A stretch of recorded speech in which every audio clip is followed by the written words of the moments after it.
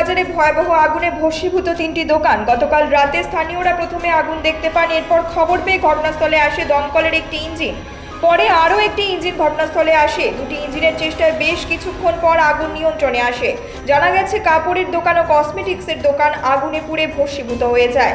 নিশিগঞ্জের দমকল আধিকারিক বিশ্বজিৎ ব্যানার্জি জানান, শর্ট সার্কিট থেকেই আগুন লেগেছে। খবর পাওয়া মাত্র দমকল কর্মীরা ঘটনাস্থলে গিয়ে আগুন নিয়ন্ত্রণে আনেন।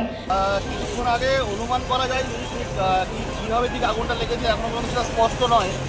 তবে কিছু ছেলে ক্লাব থেকে হয়তো সেখানে দেখলো যে ছোটো একটা আগুনের একটা ফুলকি টাইপের, তো তারপর সবাই একসাথে সমাবেত হওয়ার পরে ফায়ার ব্রিগেডকে ফোন করা হয়। হ্যাঁ, ক্লাবের একজন সদস্য আমাদের সেই আগুনটি দেখে বাইরে সবাইকে ডাকার চেষ্টা করে এবং তারপরে আস্তে আস্তে সমস্ত গ্রামবাসী একত্রিত হয় এবং ফায়ার ব্রিগেডকে ফোন করা হয় এবং তাদের যৌথ সহযোগিতায় আমরা এখন আগুন নেভাতে অনেকটাই আমরা সেই জায়গাতে আছি এখন আর কোনো সেরকম ভয়ের কোনো ব্যাপার এখন মোটামুটি নিয়ন্ত্রণে আছে। আশা করছি আগামী 5 মিনিটের মধ্যে সম্পূর্ণভাবে আগুন নিভে যাবে। তবে অ্যাকচুয়ালি প্রথমে যখন ফায়ার ব্রিগেডকে ফোন করা হয় ওনারা তাদের তোড়জোড় করে তারা আসে এবং শুধুমাত্র একটি গাড়ি নিয়ে আসে।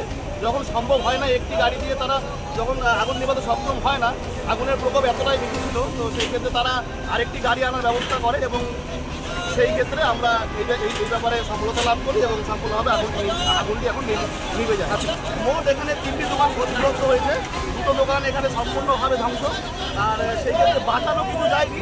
তো শুধুমাত্র আমরা আগুন নিভাতে সক্ষম হয়েছি, এতটুকুই আমাদের আপাতত।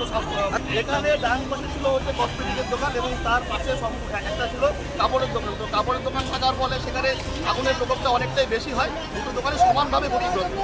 আর মোট 3টি দোকান, দুটো দোকান বেশি ক্ষতিগ্রস্ত এবং সাইডের দোকানটিও ফায়ার অফিস অব্দি আগুনটি পৌঁছাতে পারেনি। তার কারণ এখানে ইটের দেওয়াল থাকায় সেক্ষেত্রে আগুনটি পৌঁছাতে পারেনি। তো সেক্ষেত্রে আমরা বলতে পারি 3টি দোকান সম্পূর্ণভাবে ধ্বংস। Bureau report, news metro.